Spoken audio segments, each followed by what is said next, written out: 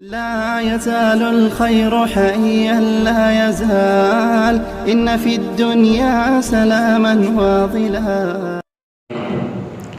والصلاة والسلام على سيد الرسل وخاتم النبيين وعلى آله وأصحابه وأتباعه أجمعين اما بعد. آج کل ہمارے ہاں ایک نئے قانون کے بارے میں گفتگو چل رہی ہے جو سینٹ میں گزشتہ دنوں پاس ہوا ہے، جس کو گھریلو تشدد کی روک تھام کا بل کہا جاتا ہے، اور اس پہ بحث چل رہی ہے. وضاحت کیا کہ گھر میں بڑوں کو چھوٹوں پر تشدد نہیں کرنا چاہیے. خاوند کے بیوی پر، اولاد پر، بچوں پر، چھوٹے بہن بھائیوں پر تشدد نہیں کرنا چاہیے. اور تشدد میں ڈانٹ ڈپٹ بھی، نگرانی بھی اور ساری باتیں شامل ہیں. کو ڈانٹ ڈپٹ کو بھی تشدد سے شمار کیا گیا ہے اور نگرانی کو بھی تشدد شمار کیا گیا ہے، اور کسی بات پر کراہت کے اظہار کو بھی کہ تم نے ٹھیک نہیں کیا یہ تشدد کا قرار دیا گیا ہے. اور کہ بچوں کے بارے میں معلومات حاصل کرنا کہ یہ کوئی غلط کام تو نہیں کر رہے، اس کو بھی تشدد ہی شمار کیا گیا ہے. یہ قانون پاس ہوا ہے، اس پہ بحث جاری ہے. اس پر تفصیلی گفتگو تو ہمارے مختلف ماہرین قانون اس کا تفصیلی جائزہ لے رہے ہیں. ہمارے چودھری خالد بابو صاحب تشریف فرما ہیں، سابق سیشن جج ہیں، ہمارے بھائی ہیں، ساتھی ہیں، یہ بھی اس کا جائزہ لے رہے ہیں. وہ تو انشاءاللہ تفصیل سے کسی وقت عرض کروں گا. آج اصولی بات ایک پہلو سے عرض کرنا چاہوں گا. یہ مغرب کے خاندانی نظام کو یہاں لانے کی کوشش ہے، اور مغربی ممالک کے اور مغربی لابیوں کے اشارے پر کام کرنے والی این جی اوز نے یہ سارا ماحول بنایا ہے کہ اسمبلی میں، سینٹ میں یہ پاس ہو گیا. اس پہ بات بڑی لمبی گفتگو کی ضرورت ہے، لیکن پہلی بات تو میں یہ عرض کرنا چاہوں گا. ہم نے اس بات پر احتجاج کیا ہے کہ اسمبلیوں میں قانون پاس کرنے کا جو معمول کا پروسیس ہے اس کو نظر انداز کر کے آج کل قانون پاس کیے جا رہے ہیں، اور خطرناک قانون پاس کیے جا رہے ہیں جس کا معاشرے پر، دین پر، تہذیب پر بڑا خطرناک اثر ہے. ایسے قوانین کو چپکے سے پورا قانونی پروسیس نظر انداز کر کے، یعنی دوسرے لفظوں میں سب کو اندھیرے میں رکھ کر یہ قانون پاس کروایا. پہلے اوقاف ایکٹ بھی ایسے ہی ہوا تھا، اور اب گھریلو تشدد کا بل بھی ایسے ہی ہوا ہے.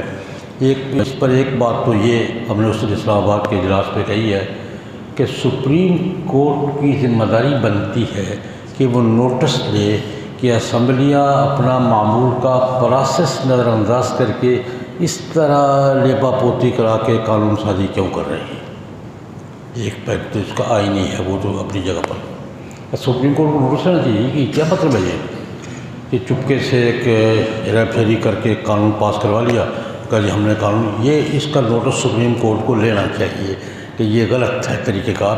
جو قانون کا طریقہ کار ہے اس کے مطابق کیا جائے. خیر یہ یہاں کی بات نہیں ہے. میں آج یہ مغربی خاندانی نظام کیا ہے جو یہاں مسلط کرنے کی کوشش کی جا رہی ہے، جس کے لیے این جی اوز کام کر رہی ہیں، بین الاقوامی معاہدات مسلط کیے جا رہے ہیں، اور بین الاقوامی لابیاں ہم پر دباؤ ڈال رہی ہیں. وہ مغربی خاندانی نظام کے بارے میں مغرب کے 3 بڑے دانشوروں کی بات حال ہی کی نقل کرنا چاہوں گا کہ ان کا اپنا حال کیا ہے، جس کے پیچھے ہم بھاگ رہے ہیں. مغربی دانشور کیا کہہ رہے ہیں. آج صرف 3 دانشوروں کے، مغربی دانشوروں کے حوالے عرض کرنا چاہوں گا. وہ کیا کہتے ہیں اس مغربی خاندانی نظام کے بارے میں جس کو یہاں لانے کی کوشش کی جا رہی ہے. سوویت یونین، اب تو روس ہے نا، جب یہ سارے اکٹھے تھے سوویت یونین تھا، اس کے آخری وزیر اعظم میخائیل گورباچوف، پتہ نہیں حیات ہے کہ فوت ہو گئے، لیکن بڑے فوت ہو گئے، بڑے دانشوروں میں سے ہیں. سوویت یونین کے آخری وزیر اعظم میخائیل گورباچوف ان کی کتاب ہے پرسٹرائکا. انہوں نے مغرب کے نظام پہ بحث کی ہے اور خاندانی نظام پہ بطور خاص بحث کی ہے. انہوں نے کہا ہے کہ یہ مغرب میں جو عورت کی آزادی اور عورت اور مرد کے حقوق برابر اور عورت اور مرد میں کوئی فرق نہیں ہے، یہ جو ہے اس کا پس منظر کیا ہے.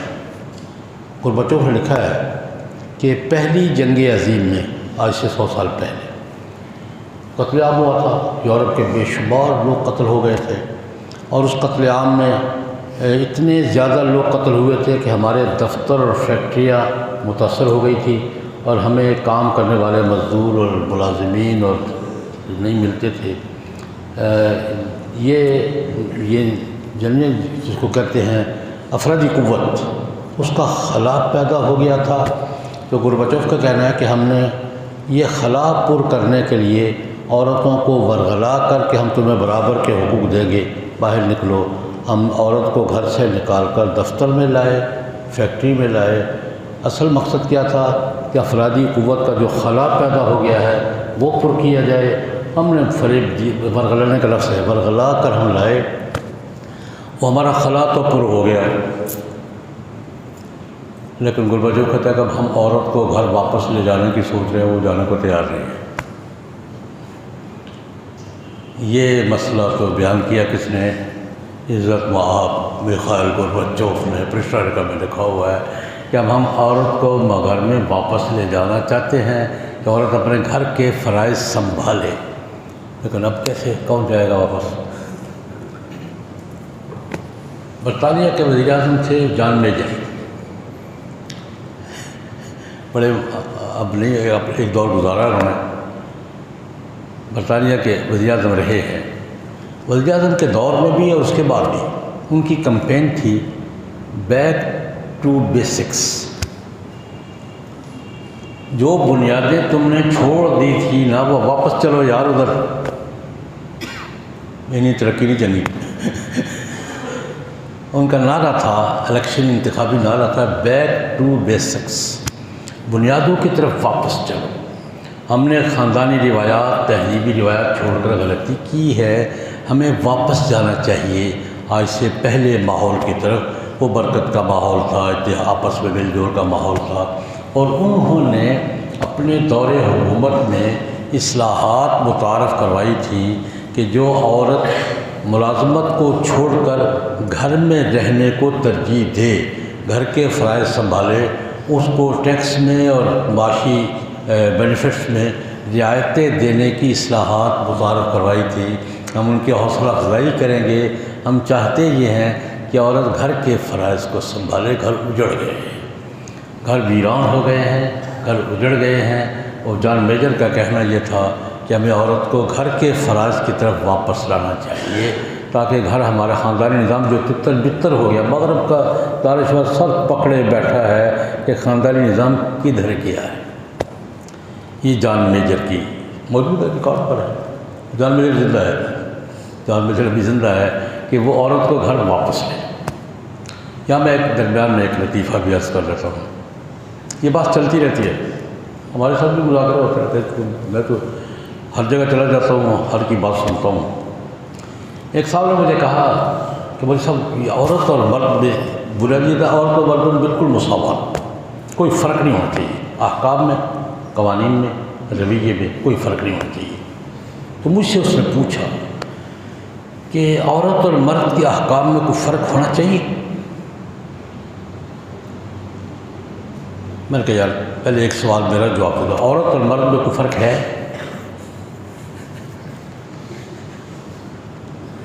اس کا سوال کیا تھا؟ عورت اور مرد کے قوانین میں فرق ہونا چاہیے. میں نے کہا عورت اور مرد میں کوئی فرق ہے؟ میری طرف دیکھنے لگا. میں نے کہا پہلی بات یہ ہے، عورت اور مرد کی جسمانی ساخت ایک ہے. جو کچھ مرد کے ساتھ عورت کے ساتھ نہیں ہے، جو عورت کے ساتھ ہے مرد کے ساتھ نہیں ہے. جسمانی ساخت اس کی الگ ہے، اس کی الگ ہے. فرق ہے کہ نہیں کہتا ہے؟ میں نے کہا نیچرل ڈیوٹیز میں فرق ہے، فطری فرائض میں. بچہ عورت نے پیدا کرنا ہے، مرد نے نہیں کرنا. حیض بھی اس کو آنا ہے، اس کو نہیں آنا. دودھ بھی اس نے پلانا ہے، ایسے نہیں پلانا. اس کو نیچرل ڈیوٹیز کہتے ہیں. وہ ڈیوٹی جو فطرتاً ذمہ آئی ہے وہ بدل نہیں سکتے. لیکن نیچرل ڈیوٹیز میں فرق ہے. کہتے ہیں میں نے کہا سائیکالوجی دونوں کی ایک ہے. مرد کی نفسیات اور عورت کی نفسیات میں فرق ہے. کہتے ہیں میں نے کہا میرے بھائی جب جسمانی ساخت دونوں کی الگ ہے، نیچرل ڈیوٹیز فطری فرائض الگ الگ ہیں، سائیکالوجی دونوں کی الگ الگ ہے، تو احکام قوانین میں فرق کیوں نہیں ہوگا؟ مجھے یہ بتاؤ. کیا بات کر رہے ہو یار؟ یا تو دونوں کو اکٹھا کر دو نا. زیادہ کھلی بات میں کر نہیں سکتا. ایک سال وہ بچہ پیدا کرے، ایک سال وہ پیدا کرے، تم برابری کرو. یا کوئی ایسی سائنسی ایجاد لاؤ کہ باری باری دودھ بھی باری باری، حیض بھی باری باری. یا تو ایسا کو کرو بھائی. جب اس کی جسمانی ساخت الگ ہے، نیچرل ڈیوٹیز الگ ہیں اور سائیکالوجی الگ ہے، تو فرق کیوں نہیں ہوگا؟ خیر یہ تو میرے درمیان میں، آپ اس کو جو مرضی سمجھ لیں. لیکن تیسری شہادت میں لانا چاہتا ہوں. میں نے ایک شہادت کسی ذکر کی ہے، گورباچوف کی. دوسری شہادت جان میجر برطانیہ کے وزیر اعظم تھے.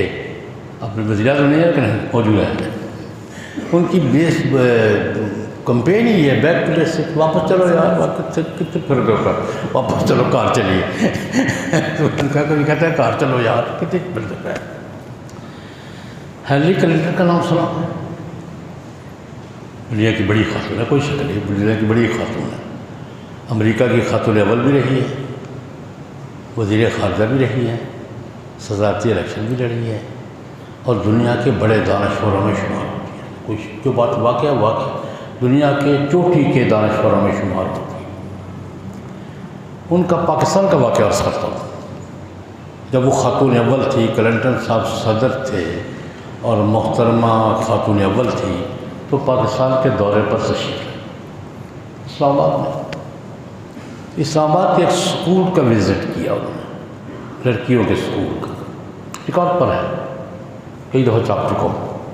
جنگامہ جنگ نے رپورٹ کیا تھا. یہ ایک گرلز کالج کا وزٹ کیا انہوں نے. جیسے ہوتا ایک لڑکی سے BA FA کی طالبہ تھی، اس سے پوچھا کہ یہاں پاکستان میں بچیوں کی تعلیم میں کیا رکاوٹ ہے، آپ کو کیا دقت پیش آتی ہے، آپ بچیاں پڑھتی ہیں، کیا دقت پیش آتی ہے؟ تو اس نے کہا ہمارے یہاں دقت یہ ہے کہ ہم پڑھتی تو ہیں لیکن پڑھائی کے بعد مطالعے کے لیے لائبریری چاہیے اور ریسرچ کے لیے لیبارٹری چاہیے. ہمارے پاس وسائل نہیں ہیں کہ ہمیں لیبارٹریاں میسر ہوں اس معیار کی جس معیار کی ضرورت ہے، اور اس لائبریریاں ہر کالج کو میسر ہمارا نہیں ہے. یہ بات تو بالکل ٹھیک ہے کہ ہمارے یہاں تعلیم ہے، ریسرچ نہیں ہے. ریسرچ کے لیے لیبارٹریاں نہیں ہیں، لائبریریاں نہیں ہیں، وسائل نہیں. ٹھیک. وہ لڑکی کو سمجھدار تھی زیادہ. اس نے الٹا سوال کر دیا ہیلری کلنٹن پر، جناب آپ کے ہاں لڑکی کو تعلیم میں کیا کوئی دقت پیش آتی ہے؟ تو ہیلری کلنٹن نے یہ کہا، ریکارڈ پر جلوس کا، ہمارے ہاں کالج تک پہنچتے لڑکی کی گود میں کوئی بچہ ہوتا ہے جس کا کوئی ذمہ دار نہیں ہوتا، وہ مصیبت میں پڑی ہوتی ہے کہ بچے کو پالے کے پڑھے. یہ میں نے مغرب کے خاندان کی جھلکیاں ان کی زبان میں پیش کی. مغرب کے خاندان کی جھلکیاں میں نے ان کی زبان میں پیش کی ہے. ایک واقعے کا اضافہ کر لیجیے. مغرب یہ گھریلو تشدد کیا ہوتا ہے اس پر ایک واقعہ میرا مشاہدہ ہے. بہت دفعہ امریکہ گیا ہوں، جاتا رہا ہوں، واشنگٹن بھی، نیو یارک بھی، ہیوسٹن بھی. جناب میں امریکہ پھرا ہوں، مولانا طارق جمیل صاحب کے بعد دوسرا نمبر میرا ہے، باقی کوئی نہیں پھرا ہوگا اتنا. میں بہت پھرا ہوں، ہمارا گرد آدمی. تو وہاں ایک ہمارے دوست ہیں، نام نہیں لوں گا، اب بھی ہیں، حیات ہیں. میں جب گیا تو بڑے پریشان، بڑا ان پنجابی رون رکھے ہوئے کیا خیر تو ہے، وہ بولے نہیں۔ ساتھ والے نے کہا یار اس کے ساتھ بڑا حادثہ ہوا ہے، یا 4-5 دن پہلے جوان لڑکی رات کو دیر سے گھر گئی، اس نے اس کو ڈانٹا اور ایک تھپڑ مار دیا۔ رات کو جوان لڑکی اکیلی گھر میں آدھی رات کے بعد آئے تو ایک شریف آدمی کیا کرے گا؟ ڈانٹے گا بھی، ذرا غصہ آئے تو تھپڑ میں مار دے گا۔ لڑکی نے کوئی شکایت نہیں کی، گھر ساتھ والے دیکھ رہے تھے، انہوں نے تھانے فون کر دیا کہ باپ نے اپنی بچی کو تھپڑ مارا۔ پولیس والے آ کے لے گئے، 24 گھنٹے تھانے کے لاک اپ میں رہے، معافی نامہ لکھ کے دیا ہے، لڑکی نے جا کے بیان دیا ہے کہ مجھے کوئی شکایت نہیں ہے، تھپڑ نے مارا کہ میں معاف کرتی ہوں۔ 24 گھنٹے لاک اپ میں رہ کے اب رہا ہو گیا ہے، پریشان ہوگا تو کیا کرے گا؟ اب وہ سوچ رہے ہیں کہ میں یہاں رہوں کہ نہ رہوں۔ میں نے کہا بیٹا اب تو یہیں رہنا ہوگا، اب تم پاکستان میں جا کے نہیں رہ سکتے۔ یہ مغرب کا خاندانی نظام جو یہاں لانا چاہ رہے ہیں، اور جس کا ایک حصہ یہ گھریلو تشدد کا بل ہے۔ میں تفصیلات نظر نہیں جاتا، میں نے صرف ایک ہلکا سا تعارف کروایا ہے۔ ہمارے ہاں یہ باتیں، اس قسم کے قوانین مغرب نواز اور مغرب کی ایجنٹ این جی او کے ذریعے ہماری بیوروکریسی میں گھسے ہوئے سیکولر حلقے ایک ایک کر کے یہ قوانین لا رہے ہیں، پاس کروا رہے ہیں اور نافذ کر رہے ہیں۔ میری علماء کرام سے درخواست ہوتی ہے کہ کم از کم ہمیں واقف تو رہنا چاہیے۔ یہ کیا ہو رہا ہے؟ ہمیں اپنی تہذیب کی، اپنے خاندان کی حفاظت کرنی ہے۔ ہم اپنے خاندان کو مغرب کا خاندان نہیں بنا سکتے۔ اگر یہ ہمارے دوست تیار ہے تو کریں گے، ہم نہیں ہونے دیں گے۔ ہمیں دو ٹوک بات کہنا ہوگی علماء کرام کو، تاجر حضرات کو، وکلاء کو، ہمارے معاشرتی طبقات کو یہ بات دو ٹوک کہنا ہوگی، اکٹھے ہو کر کہنی ہوگی کہ ہم مغرب کے خاندانی نظام کے متحمل نہیں ہیں۔ تو یہ ہیں خاندانی، ہم عورتوں کے حقوق بسب مانگتے ہیں، لیکن قرآن اور سنت کی تعلیمات کے دائرے میں، اسلامی تہذیب اور ثقافت کے دائرے میں، اور پاکستان کے دستور کے دائرے میں ہمیں بالکل دو ٹوک یہ موقف اختیار کرنا ہوگا کہ اسلامی تعلیمات، اسلامی تہذیب پاکستان کیوں بنا تھا؟ قائد اعظم نے کیا رکھا؟ ہماری تہذیب الگ ہے یار، ہم ہندوؤں کے ساتھ نہیں چل سکتے۔ بنیادی دارہ کیا تھا؟ مسلم تہذیب، ہندو تہذیب، سید کا نعرہ بھی یہی تھا، مسلم تہذیب ہندو تہذیب کے الگ ہے۔ قائد اعظم کا نعرہ بھی یہی تھا، مسلم تہذیب ہندو تہذیب سے الگ ہے۔ ہم ہندوؤں کے ساتھ تہذیبی ماحول میں یکساں گزارا نہیں کر سکتے، ہمیں الگ ملک چاہیے۔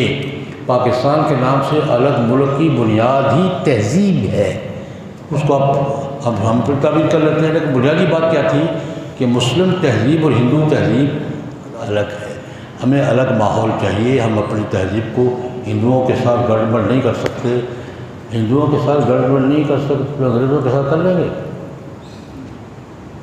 اس لیے ہمیں ایسا اپنا ذہن اس طرف لے جا، ہمیں دو ٹوک بات کہنی ہوگی کہ ہم قرآن و سنت کے احکام کے خلاف، مسلم تہذیب کی روایات کے خلاف اور دستور پاکستان کے خلاف کوئی بات قبول نہیں کریں گے، اور قبول نہیں کریں گے کے لیے ہمیں جو عملی ماحول پیدا کرنا چاہیے وہ ہم سب کو مل کے کرنا چاہیے۔